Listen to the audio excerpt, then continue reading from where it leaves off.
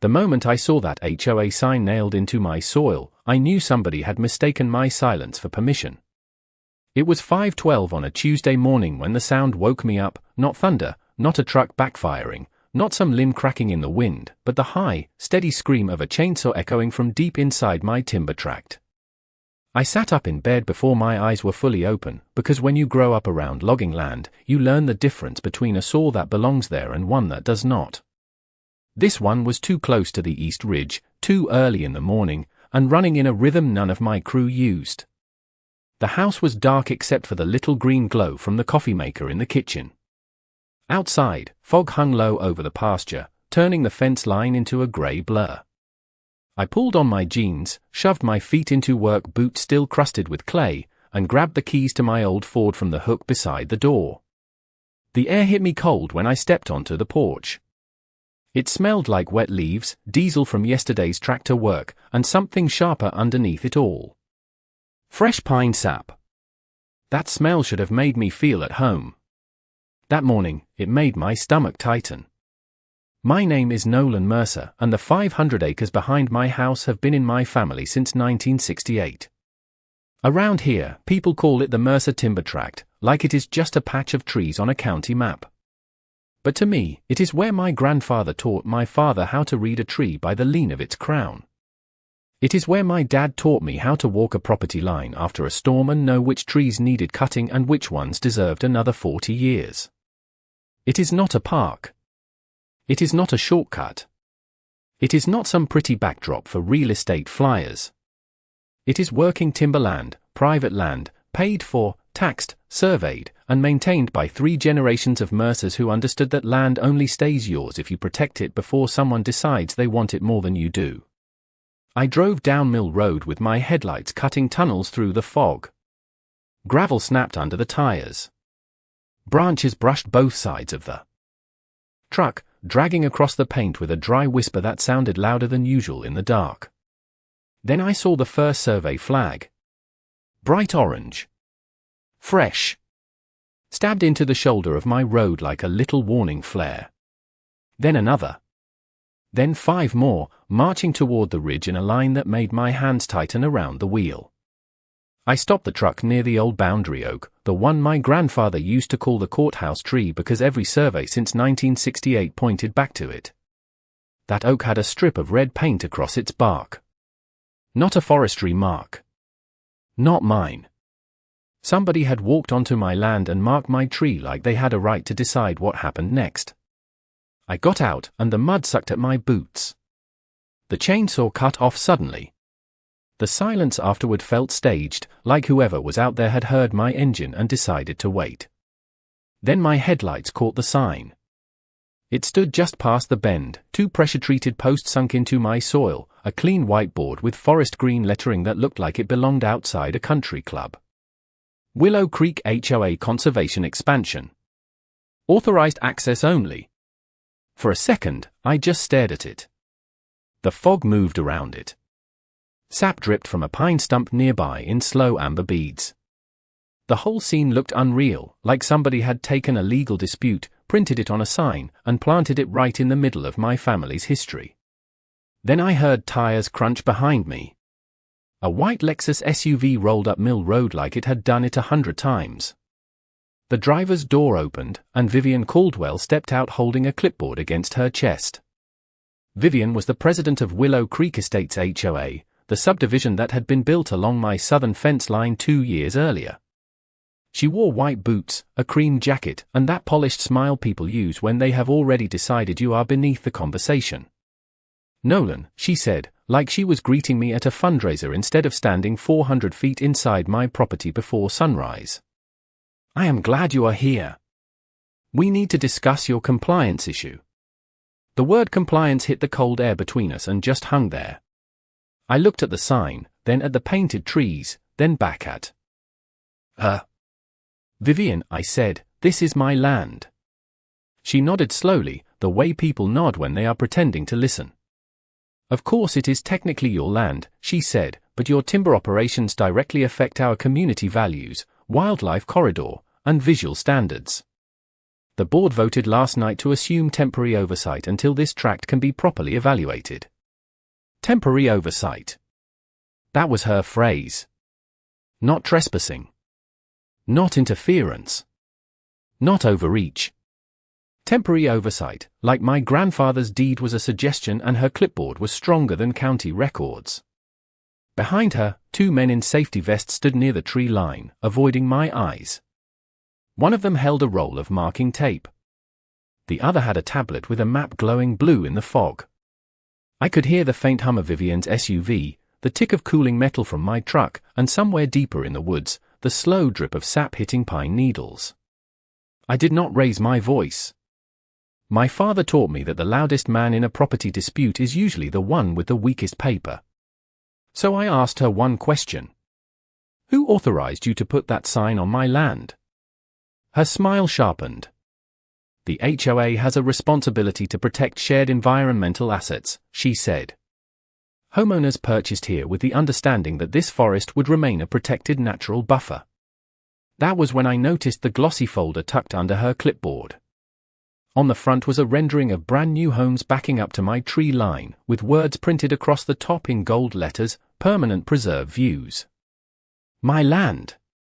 My trees. Her marketing plan. Vivian must have seen my eyes drop to it, because she pulled the folder closer to her chest. The first real crack in her confidence showed for half a second, then disappeared. We can make this easy, Nolan, she said. Stop logging activity, attend the board meeting, and cooperate with the community plan. Otherwise, fines will begin immediately. I almost laughed, not because it was funny, but because the arrogance was so clean it felt manufactured. Behind her perfect smile was a simple belief: if she repeated the word community enough times, private property would start sounding selfish. Then she pointed at the old mill road beneath our feet and said the sentence that changed everything. This access road may also need to be reclassified. That was her mistake. She thought Mill Road was just a dirt road through some trees. She did not know my grandfather had built our entire legal defense around that road before her subdivision was even a sketch on a developer's napkin.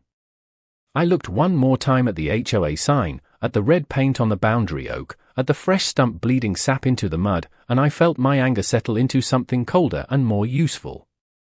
Vivian Caldwell had not just walked onto my timberland. She had walked into 56 years of paperwork she had never bothered to read. By the time Vivian drove away, the fog had started lifting off the low ground, and the whole ridge looked guilty. Every orange flag seemed brighter in daylight. Every red paint mark looked more deliberate. I walked past the sign without touching it, because the first rule my father ever taught me about a property fight was simple: do not disturb evidence before you know how deep the lie goes. The pine stump still smelled raw and sweet, that sharp resin scent that sticks to your gloves and follows you all day. I crouched beside it and counted the rings without meaning to. 42 years. That tree had been planted the spring my parents got married. Vivian's people had marked it like a decoration blocking a view. I took pictures from every angle. The stump. The flags. The tire tracks. The boot prints in the mud. The sign. Especially the sign. Then I followed the line of survey tape another quarter-mile through the timber until I reached the southern slope, where the woods opened just enough to see the rooftops of Willow Creek estates below. Beige houses. Black shutters. Matching mailboxes. Sprinklers ticking across lawns so green they looked painted. 2 years earlier, that subdivision had been a soybean field owned by a developer out of Nashville. Now it had a clubhouse, a stone entrance, and residents who believed the forest behind them existed because their brochure said it did. I found the brochure later that morning. It was tucked under my windshield wiper when I got back to the truck, glossy and thick, still cool from the damp air. Across the front was a smiling family standing on a trail I recognized immediately. My trail. The caption read, "Live beside a permanent natural preserve." I felt my jaw tighten, but I kept reading. The words got worse. Private wooded access. Protected views. Future walking paths. Limited lots available. Down at the bottom, in small letters, was Grant Caldwell Realty Group. Grant was Vivian's husband. I had met him once at the county feed store, where he shook my hand too long and asked whether I had ever considered selling some unused acreage. I told him there was no such thing as unused land if you knew how to work it. He had smiled then, the same polished smile Vivian wore that morning, and said, "Everything has a number." Standing there with his brochure in my hand, I finally understood. Vivian was not protecting wildlife. She was protecting a sales pitch. Those houses were worth more if buyers believed my timber tract was their backyard preserve. A working forest meant trucks, harvest schedules, controlled thinning, and the occasional smell of diesel. A fake preserve meant premium prices. By lunch, the first certified letter arrived at my gate, hand-delivered by a courier who would not meet my eyes. The envelope carried the Willow Creek Estates letterhead, all dark green ink and fake elegance. Inside was a violation notice for an authorized commercial logging activity visible from community-adjacent property. $7,500, payable within 10 business days. I read it twice, standing by my mailbox while a crow called from the fence post like it was laughing at me. They were fining me for working my own land. The second letter came by email at 2:13 that afternoon. It ordered me to suspend all timber operations pending environmental review by the HOA board. The third came before supper. That one claimed Mill Road created a traffic and safety concern for Willow Creek residents and might require reclassification as a shared access corridor. There it was again. Mill Road. They kept circling that road without understanding it was not the weak spot in my deed. It was the trapdoor under their feet. I drove into town before the courthouse closed, the letters stacked on the passenger seat like evidence waiting to breathe. The county clerk, Mrs. Hanley, had known my family for 30 years. She looked at the HOA letterhead, then at me, and her mouth pressed into a thin line. "Nolan," she said quietly, "you need to see the new planning overlay." She turned her monitor toward me. On the screen, my land was still outlined in parcel yellow, but a pale green smear covered the southern 200 acres. Community Environmental Buffer. Filed 3 weeks earlier. Applicant, Willow Creek Estates Homeowners Association. Supporting party, Grant Caldwell Realty Group. The air in that office went flat. I could smell toner, old paper, and the burnt coffee somebody had left warming too long in the corner. Mrs. Hanley lowered her voice. "This is preliminary, but once something gets into the system, people start treating it like it is real." I asked who approved it. She hesitated just long enough to answer without speaking. That was when I knew Vivian had done more than plant a sign. She had planted a story inside the county records, inside the neighborhood, inside every buyer's head, and she was counting on me to show up angry enough to look unreasonable. So I thanked Mrs. Hanley, folded the letters carefully, and drove home with the windows down. The evening air smelled like cut hay and rain coming from the west. Halfway up Mill Road, I stopped beside the old boundary oak. Red paint still scarred the bark. My grandfather used to tap that tree with his pocket knife and say, "Land remembers, even when people lie." I stood there until the first drops hit the dust. Then I turned toward the barn, toward the rusted tin box under his workbench, and for the first time all day, I smiled. The rain started soft, just enough to darken the dust on Mill Road and make the red paint on that boundary oak shine like a fresh warning. I crossed the yard to the barn with the 3 HOA letters tucked inside my jacket, each one folded clean, each one heavier than paper had any right to be. The barn door groaned when I pulled it open. That sound had been there since I was a kid. Same tired hinge, same smell of cedar shavings, tractor grease, and old rope drying in the rafters. My grandfather's workbench sat against the back wall under a row of coffee cans filled with nails, bolts, washers, and little pieces of every project he ever refused to throw away. The rusted tin box was exactly where I remembered it, wedged behind a cracked level and a stack of logging tags from the 1980s. I dragged it out, wiped off the dust with my sleeve, and felt the old latch resist my thumb before it snapped open. The smell that came out was paper, oil, and time. Deeds. Tax receipts. Survey maps. Timber harvest permits. Yellowed letters from county offices that did not exist anymore. My grandfather believed paperwork was just another fence line. You maintained it, or somebody would walk through it. I spread everything across the bench while rain tapped the tin roof above me. First came the original 1968 purchase deed for all 500 acres, signed in blue ink so faded it looked almost grey. Then the timber management plan my father updated every 10 years. Then the county-approved Harvest Road plat with Mill Road drawn in a thick black line from our north gate down to the old mill site. I photographed each page under the yellow shop light, careful not to let my hands shake. Then I found the map. Brown leather tube, brass cap, initials burned into the side, H.M. Mercer. My grandfather. I unrolled it slowly, and the paper curled at the edges like it was waking up. There was the boundary oak. There was the creek. There was Mill Road, marked not as access by permission, but as a reserved timber operations corridor. My chest went still. Reserved. That one word changed the temperature in the room. I dug deeper into the box and found the agreement behind it, folded into thirds and held together with a paperclip that had rusted brown. 1968 Mill Road Easement Agreement.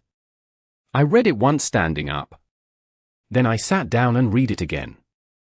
The document said the southern entrance could be used by neighboring parcels for limited passage, but only if that use did not interfere with timber operations, land management, equipment movement, or commercial access belonging to the Mercer tract. If interference occurred, the Mercer family retained the right to suspend secondary access until the obstruction was resolved. I stared at that sentence while rain hammered harder overhead. The clubhouse. The north gate. The little visitor parking lot with decorative stone columns. All of it sat along the very secondary access Vivian now wanted to reclassify. She thought she was reaching into my land and grabbing control. What she had actually done was grab the live wire running under her own boardroom. The next morning, I called a surveyor named Clay Whitaker, a man who had walked half the county with a tripod and a bad knee. He arrived before noon in a mud-splattered pickup, took one look at the red paint on the oak, and muttered, "That is brave or stupid." By sunset, he had confirmed what my grandfather's map already knew. The sign, the survey flags, the marked pines, and the so-called conservation boundary were all inside my deed line. Not close. Not debatable. Inside. 400 feet in some places. 600 in others. I asked Clay to put it in writing. He grinned and said he already had. While he worked, 2 women from Willow Creek Estates wandered up the trail with reusable water bottles and a golden retriever wearing a green bandana. They looked surprised to see me standing there. One of them smiled politely and said Vivian told us the preserve was open for resident walking hours. I asked who gave them that information. She pointed to her phone. The HOA newsletter. There it was on the screen, complete with my trail map, my ridge line, and a cheerful announcement about community nature access beginning that weekend. I took a picture of the phone with her permission, thanked her, and watched them leave. No shouting. No scene. Just more evidence. That evening, my printer ran until the office smelled like worn toner. I printed the deed, the easement, Clay's survey, the brochure, the newsletter, the violation letters, and the county overlay. Page after page slid into the tray like a slow verdict. At 9 o'clock, an email from Vivian appeared. Subject line, final opportunity to cooperate. I opened it and read the last sentence twice. Failure to attend the upcoming board meeting will be considered admission that your land use harms the community. I leaned back in my chair and listened to rainwater dripping from the gutters outside. Vivian wanted a meeting. She wanted an audience. She wanted me under fluorescent lights, surrounded by residents she had already scared, explaining why my own land belonged in her plan. I typed back one sentence, "I will attend and bring documentation." Then I closed the laptop, looked at my grandfather's map spread across the desk, and realized Vivian Caldwell had just invited the paper trail into the room. The week before the meeting, Vivian stopped pretending this was about trees. She turned it into a campaign.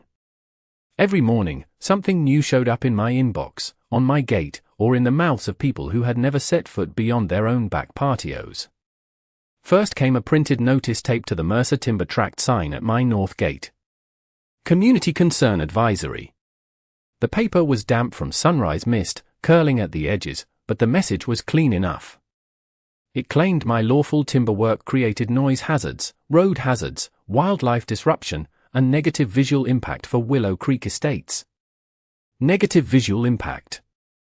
I stood there in the grey morning with mud on my boots and pine sap on my gloves, reading a complaint about the view from people whose subdivision had flattened 90 acres of pasture 2 years earlier. The hypocrisy had a smell to it, and it was not pine. It smelled like printer ink and expensive perfume. By noon, the neighborhood Facebook group had turned into Vivian's little courtroom. Screenshots came from 3 different residents who still remembered when my father pulled their cars out of ditches during ice storms. Vivian had posted a smiling photo of herself standing in front of the clubhouse with the caption, "Protecting our shared green space from reckless commercial exploitation." Under it, Grant commented from his business account, "Property values depend on responsible stewardship." That one made me pause. Responsible stewardship from a man who had advertised my private ridge as a selling feature on houses he had not even closed yet. I saved every screenshot. Timestamps. Names. Comments. Reactions. My office floor disappeared under folders. Evidence has a texture when you gather enough of it. Glossy brochures. Thin violation letters. Thick survey paper. Warm pages fresh from the printer. Cold county copies that smell like dust and basement files. I sorted everything into stacks until the pattern became clear enough to see from across the room. Vivian was building fear. Grant was building profit. The board was building cover. And all 3 were using my land as the foundation. On Thursday afternoon, Clay Whitaker called me from the south entrance. His voice had that dry edge surveyors get when they are trying not to laugh at stupidity. "Nolan, you need to come see this." I drove down Mill Road with the windows open. The air was heavy and green after 2 days of rain, and the tires hissed through shallow puddles. When I reached the clubhouse side, Clay was standing beside the decorative stone columns Willow Creek had built at their entrance. Behind him, a fresh metal plaque had been bolted into the stone. Willow Creek Nature Preserve Access. Established 2024. I got out slowly. The plaque still had metal shavings around the screws. Brand new. Clay tapped the base of the column with his boot. "You see where this sits?" I already knew before he said it.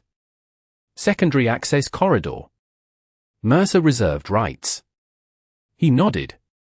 They put their new preserve sign on the one piece of access they only get to use if they do not interfere with you. I looked past him at the clubhouse parking lot, where a white tent was being set up for some weekend open house. Grant Caldwell's banner flapped in the breeze. Luxury living beside protected timber. The wind snapped the vinyl hard enough to sound like a slap. That was the moment I stopped feeling insulted and started feeling patient. Vivian had given me the sign. Grant had given me the motive. The county overlay gave me the paper trail. And that shiny new plaque gave me the perfect visual for the meeting. Friday morning, I hired attorney Rebecca Sloan. She was not flashy. No big promises. No courtroom performance. Just a calm woman in a navy suit who read the Mill Road agreement twice, took off her glasses, and said, "They have a problem." I asked how big. She tapped the page with one finger. Big enough that if they keep pushing, their access, their insurance, and their board authority all become questions they do not want residents asking in public. That was exactly the point. I did not want a shouting match. I wanted questions. The kind that move through a room faster than fear. The kind residents ask when they realize their dues are funding somebody else's real estate scheme. Rebecca drafted a formal notice preserving my rights and requesting that the board add my documentation to the meeting record. Vivian replied within 20 minutes. Request denied. Meeting format will be controlled by the board. Rebecca smiled when I forwarded it to her. Good, she said. Put that in the folder too. Saturday afternoon, the HOA sent its final blast email. Attendance strongly encouraged. Discussion regarding external threat to community land use. External threat. I read those words in my kitchen while rain tapped softly against the windows and my grandfather's map lay open on the table under 4 coffee mugs holding the corners flat. They had turned me into the villain of a story written on my own property. So I spent the evening making 87 packets. Deed. Survey. Easement. Brochure. Newsletter. Overlay. Photographs. Screenshot of Vivian's post. Screenshot of Grant's listing. Photograph of the plaque sitting on Mercer Access. Each packet clipped in the same order. Each one clean. Each one quiet. Around midnight, I carried the boxes to my truck. The barn light buzzed above me. Crickets sang from the wet grass. The old boundary oak stood dark beyond the fence line, its red paint hidden in the night but not forgotten. I rested my hand on the tailgate and looked toward the faint glow of Willow Creek estates below the ridge. Vivian wanted me in her room, under her rules, in front of her residence. She thought the meeting would cost me my land. She had no idea I was bringing enough paper to cost her every chair at the table. The meeting was scheduled for 7 o'clock on Monday evening, but by 6:20 the clubhouse parking lot was already full. Headlights swept across the wet pavement. Car doors slammed. Umbrellas opened with sharp little pops under a sky the color of old tin. I parked at the far edge, beside the very stone column Clay had measured 3 days earlier, and for a second I just sat there with both hands on the steering wheel. The boxes of packets rested on the passenger seat and floorboard, 87 neat stacks of paper that smelled like toner and patience. Through the windshield, I could see Vivian at the clubhouse doors greeting residents like a governor on election night. Cream blazer. Perfect hair. One hand on every shoulder. That polished smile flashing under the porch lights. Grant stood near the sign-in table with a tablet in his hand, laughing too loud with 2 men I recognized from his real estate ads. The whole place felt staged before I even stepped inside. I carried the first box under one arm and walked through the drizzle. Water tapped against the cardboard lid. The air smelled like wet mulch, perfume, and the burnt coffee they always served at community meetings. Conversations dipped when I entered. Not stopped. Dipped. That little half-second drop people make when the person they have been talking about walks into the room. Folding chairs filled the main hall in tight rows. A long table sat at the front with 5 board members behind nameplates, each one looking more official than the last and less comfortable than they wanted to appear. Behind them, a projector screen showed a slide with a stock photo of green trees and the words Community Land Stewardship Initiative. My trees, reduced to a background image. Vivian saw the box in my arms, and her smile tightened. Nolan, she said, stepping toward me before I could reach the chairs. Board materials must be approved before distribution. I looked at the sign-in table, then at the rows of residents watching us over paper cups of coffee. These are public record documents and copies of materials your board has already circulated. Her eyes flicked to Rebecca Sloan, who had entered behind me carrying the second box. Rebecca did not say a word. She just gave Vivian the kind of calm professional nod that makes loud.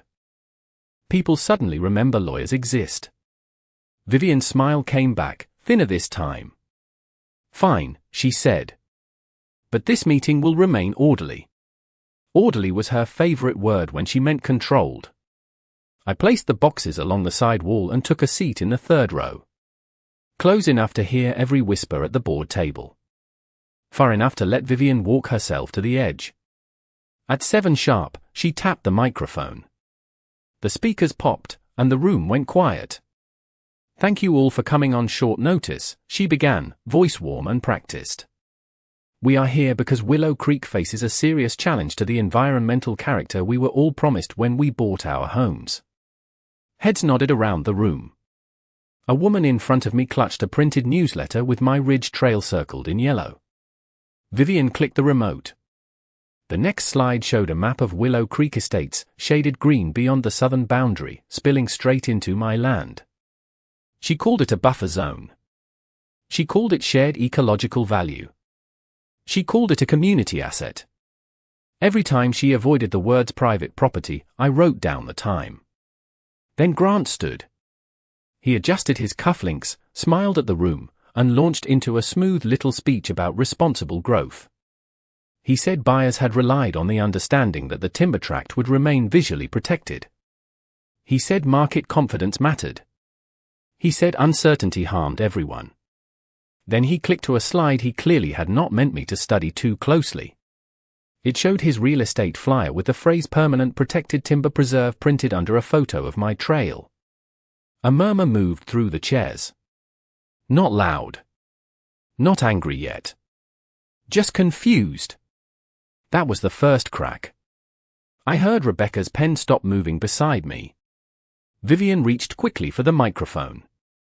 What Grant means is that the community has always valued the natural land adjacent to us. Adjacent, I said quietly, but the microphone caught just enough of it from where she stood. Vivian froze. Several heads turned toward me. She forced a laugh. Mr. Mercer will have an opportunity to comment during the designated response period. Then she turned back to the screen and made her second mistake. She displayed the proposed action plan. Suspension of logging activity. Reclassification of Mill Road. Resident access hours. HOA Oversight Committee. My name appeared nowhere. My deed appeared nowhere. The word consent appeared nowhere. The room was not fully with her anymore. You could feel it in the shifting chairs, the low coughs, the way people stopped looking at the screen and started looking at me. Finally, after 40 minutes of polished language wrapped around a land grab, Vivian said, "We will now allow Mr. Mercer 3 minutes to explain his position." 3 minutes. For 500 acres. For 56 years of ownership. For a road older than every house in that room. I stood slowly. The chair leg scraped against the floor, a clean, ugly sound that cut through the silence. I carried one packet to the front table and set it before Vivian. Then I turned to the residents. My voice did not shake. My grandfather used to say that if your papers are right, you do not need to raise your voice. So I am going to start with page 1. I opened the packet to page 1, and the room got so quiet I could hear the projector fan buzzing above Vivian's head. Page 1 was the deed. Not a summary. Not an opinion. The original county record showing the Mercer family had owned the full 500 acres since 1968, with every boundary description tied to creek beds, iron pins, and the old oak that still stood at the bend in Mill Road. I held the page up just high enough for the front row to see it. This is not adjacent community land, I said. This is private timber property. It has never belonged to Willow Creek Estates, it has never been dedicated as a public preserve, and it has never been placed under homeowners association authority. Vivian leaned toward her microphone, but Rebecca Sloan lifted one finger from the second row, calm as a clock ticking in a quiet room. Vivian sat back. I turned to page 2. This is the independent survey completed last Thursday by Clay Whitaker, licensed in this state for 31 years. His measurements show your new conservation sign was installed 417 feet inside my property line. Your survey flags were placed across my east ridge. Your red paint marks were put on my boundary oak and 6 harvestable pines. A man near the aisle muttered, "They told us that was common space." His wife looked down at the packet in her lap like it had changed weight. Vivian's jaw tightened.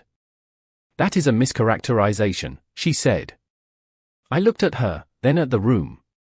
Page 3 is a photograph of the sign. Page 4 is the same sign with survey coordinates. Page 5 is the county parcel overlay Vivian's board submitted 3 weeks ago. Page 6 is the brochure from Grant Caldwell Realty Group advertising my land as a permanent protected timber preserve. Grant's face changed first. Not much, but enough.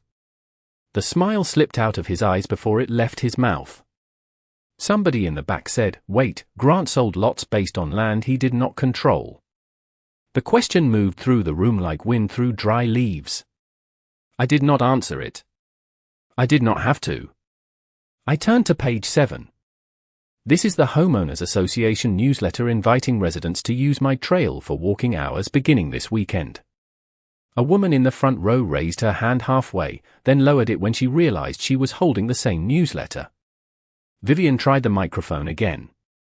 Residents were never encouraged to trespass, she said. The sentence landed badly. Even her own treasurer looked at her. I flipped to the next page and felt the whole room lean forward without meaning to. Now we get to Mill Road. The projector screen still showed Vivian's action plan behind me, with reclassification of Mill Road glowing in neat blue letters. I let that sit there for a second. Mill Road is not a shared access corridor. It is a reserved timber operations road created before this subdivision existed. Page 8 is the 1968 agreement. Page 9 is the clause that matters tonight. I read it slowly, word by word, because some sentences deserve to walk into a room on their own feet. Secondary passage may continue only so long as such use does not obstruct, burden, limit, or interfere with timber operations, equipment movement, commercial access, or lawful land management by the Mercer Tract. I heard a chair creak. Then another. I looked toward the windows, where rain streaked the glass and turned the clubhouse lights into yellow smears. Your clubhouse entrance, your north gate, and your visitor parking lot all depend on that secondary passage. By attempting to block my timber operations, fine my land use, mark my trees, advertise resident access, and reclassify Mill Road, this board may have triggered the suspension clause in its own access agreement. The silence after that was not empty. It was full of people doing math. Vivian's face had gone pale under the makeup. Grant started tapping on his tablet, too fast, like the screen might open a hole he could crawl into. The board secretary whispered something to the treasurer. The treasurer whispered back, louder than she meant to. Did we know about this? That was the second crack. Bigger this time. Rebecca stood then, not dramatic, not loud, just enough to make every head turn. My client has not suspended access at this time, she said. He came here first to give residents the courtesy their board did not give him. But all documents in these packets are ready for filing with the county, the insurer, and any lender requiring accurate access disclosures. The word lender hit harder than any insult could have. Homeowners understand loans. They understand insurance. They understand that a clubhouse without clean access is not a community feature. It is a liability. Grant finally spoke. This is being blown out of proportion. Marketing language is not a legal claim. I picked up his brochure from the table. Permanent Protected Timber Preserve, I read. Private wooded access. Future walking paths. Limited lots available. Then I looked straight at him. Which part was marketing, Grant, and which part did you have permission to sell? No one moved. The rain ticked against the windows. The projector fan kept buzzing.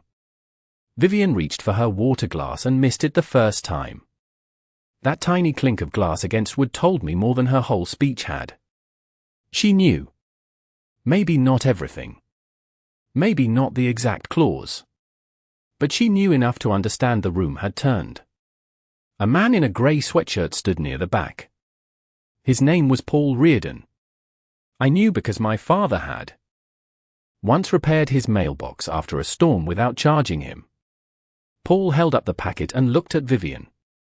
Did our dues pay for the county filing? Vivian did not answer. Paul asked again, louder. Did our dues pay for this? And just like that, the meeting stopped being mine. Paul Reardon's question hung in the room like the smell of smoke after a bad electrical spark. Did our dues pay for this? Vivian kept one hand on the microphone, but for the first time all night, she looked like she did not trust her own voice. The board treasurer, a nervous man named Alan Price, adjusted his glasses and stared down at the packet like the numbers might crawl off the page and hide. Grant tried to laugh, but it came out thin and dry. Everybody, let us not turn this into a witch hunt, he said. That was the wrong sentence. The room turned cold. A woman near the coffee table stood up with her packet folded in half against her chest. Her name was Linda Marsh, and she had bought one of Grant's premium lots backing up to my ridge. Premium. That was the word he had used when he sold her a view he did not own. She looked straight at him and said, "You told us the preserve was protected by the Homeowners Association." Grant's mouth opened, then closed. The projector fan buzzed above him. Rain tapped the windows. Somewhere near the back, a paper cup crumpled in someone's fist. Vivian finally spoke. There may have been a misunderstanding regarding terminology. That tiny word may did not survive 3 seconds. Misunderstanding? Paul said. You filed paperwork with the county. You fined this man. You marked his trees. You told us he was threatening our land. Rebecca Sloan slid another document onto the table, gentle as a card dealer laying down the final ace.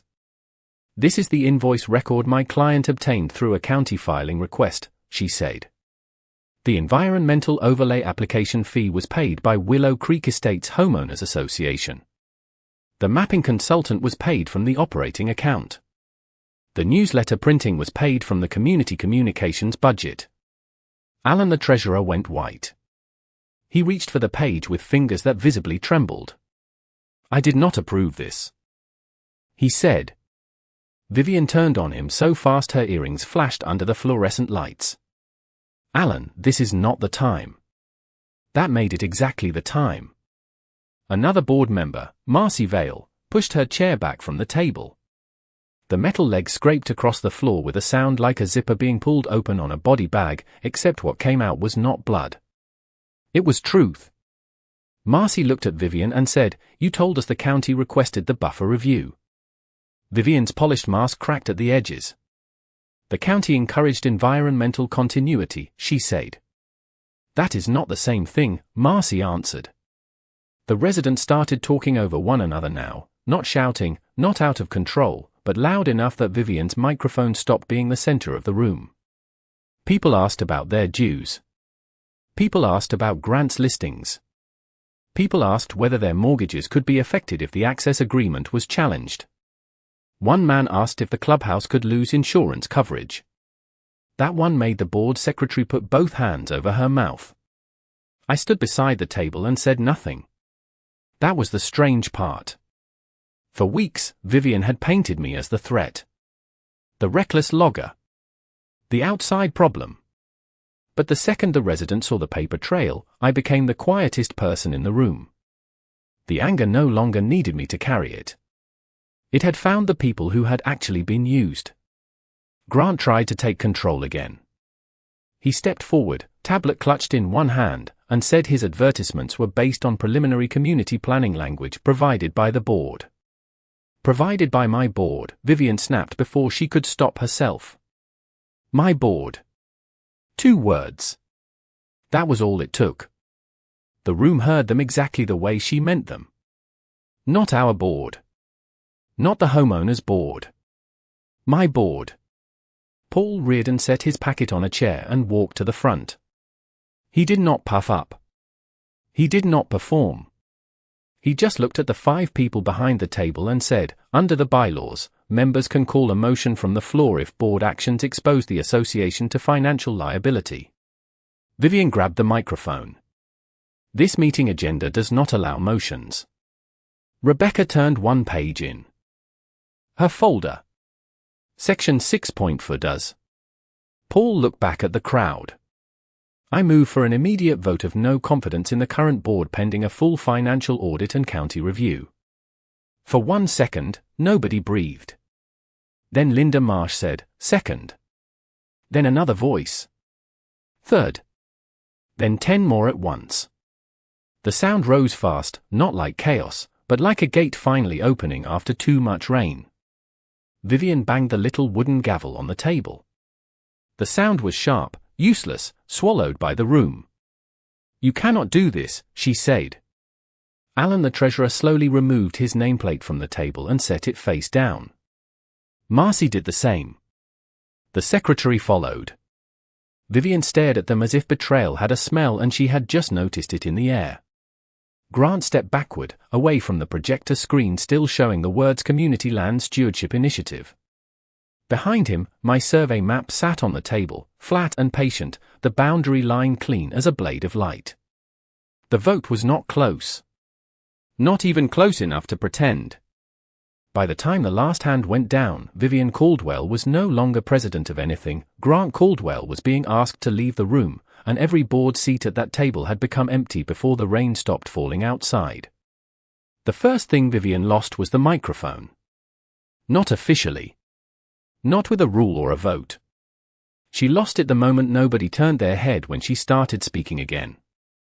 Her voice still came through the speakers, smooth but strained, saying the vote was improper, saying the bylaws required notice, saying emotions had overtaken facts. But the facts were sitting in 87 packets across the room, and people had already started reading them with the kind of silence that ruins a liar faster than yelling ever could. Alan Price, the treasurer, stood beside the board table with his nameplate face down and his hands hanging at his sides like he was not sure what to do with them anymore.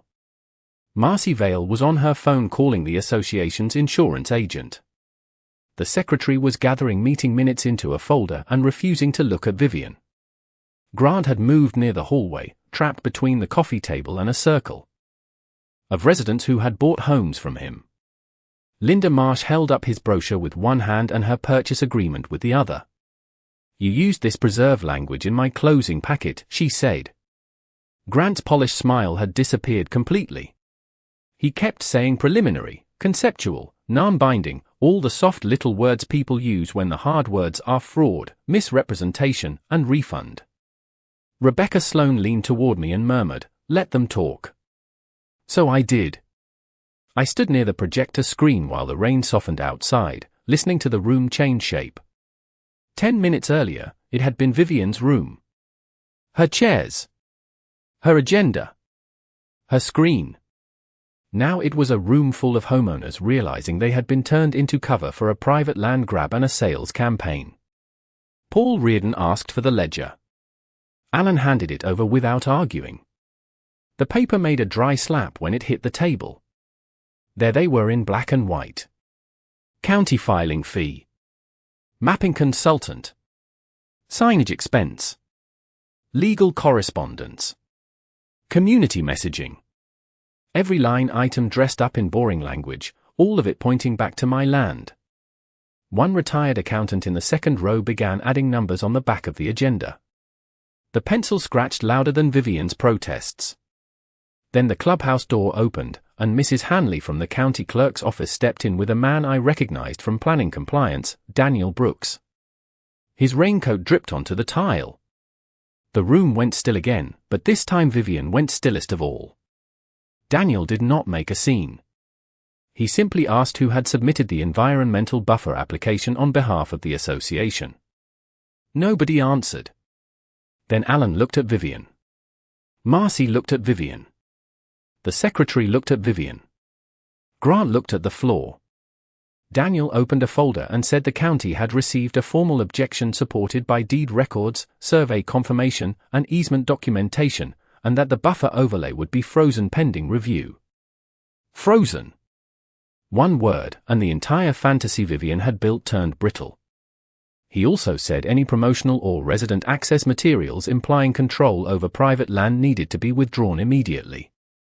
Linda made a sound that was almost a laugh, except there was no humor in it. Vivian tried one last time. "Mr. Brooks," she said, "the community acted in good faith." Daniel looked at the packet spread across the room, then at the slide still glowing behind him with my wood shaded green. "Good faith usually asks permission before printing maps," he said. That sentence ended her better than any speech I could have given. Within half an hour, the newly formed interim committee had voted to retract every notice against me, cancel the fines, withdraw the overlay application, and authorize a full outside audit of Vivian's board. They also agreed in writing to remove every sign, plaque, trail marker, and public-facing claim connected to my property by the end of the week. Rebecca made sure the agreement included reimbursement for survey costs, attorney fees, damaged timber evaluation, and restoration of any disturbed soil along Mill Road. Vivian signed because she had no board left to hide behind. Grant refused to sign anything until Linda said she would be contacting her lender and title company in the morning. His pen hit the paper 5 seconds later. By the time I carried the empty boxes back to my truck, the rain had stopped. The parking lot reflected the clubhouse lights in long yellow streaks. Behind me, residents were still inside, asking questions Vivian did not get to control anymore. I paused beside the stone column where the shiny new preserve plaque had been bolted 3 days earlier. Water clung to the letters. Willow Creek Nature Preserve Access. Established 2024. I ran my thumb along the edge, feeling the cold metal, the fresh screws, the arrogance of it. The next morning, that plaque would be gone. But Mill Road would still be there. The boundary oak would still be there. And 500 acres of timber would still be exactly where my grandfather left them. The next morning came quiet, the kind of quiet that makes you notice what is missing. No strange chainsaw. No white Lexus idling at the bend. No clipboard voice telling me what my own land meant to somebody else. Just fog lifting off the creek bottom, crows moving through the pines, and the soft crunch of my boots on Mill Road as I walked toward the south entrance with a thermos of coffee in one hand and my grandfather's old hammer in the other. The air smelled washed clean after the rain. Wet bark. Clay. Pine needles.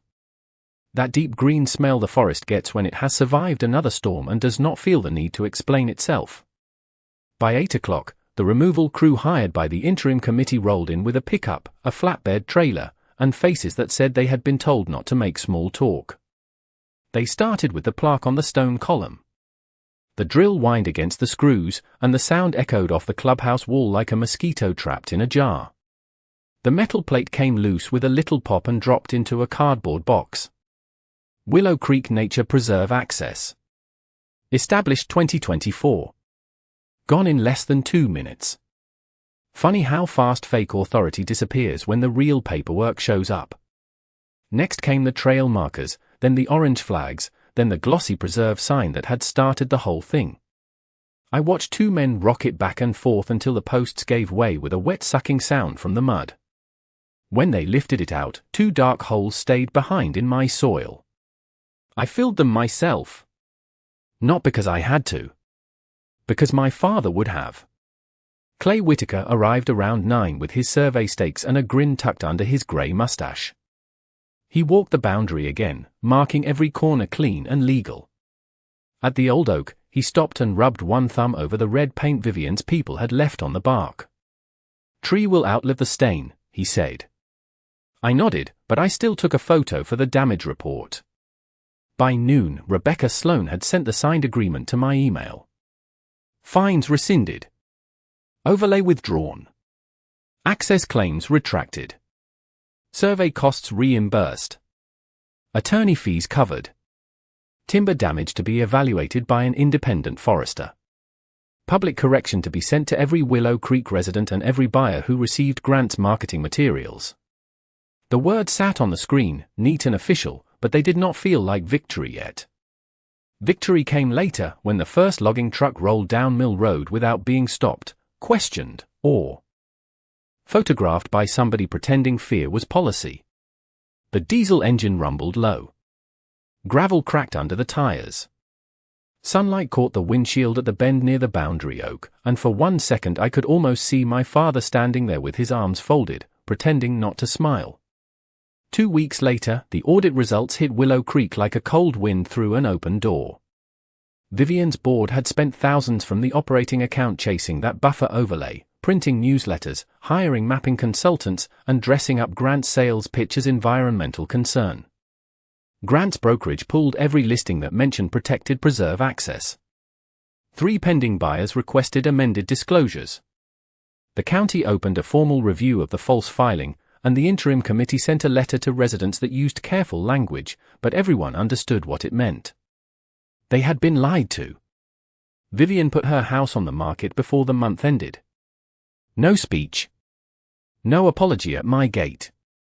Just a lockbox on the front door and a moving truck in the driveway on a bright Thursday morning. I saw it from the ridge while checking a stand of young pine, and I felt less satisfaction than I expected. Maybe because people like Vivian are never really defeated by embarrassment. They are defeated by records, signatures, invoices, maps, and the slow public realization that confidence is not the same thing as truth. That afternoon, I carried a new sign down to the south entrance. It was cedar, hand-routed by a retired carpenter my father used to know, sealed against rain, simple enough to last. Mercer Timber Tract. Private land since 1968. I set the posts myself beside Mill Road, 20 feet from where the HOA sign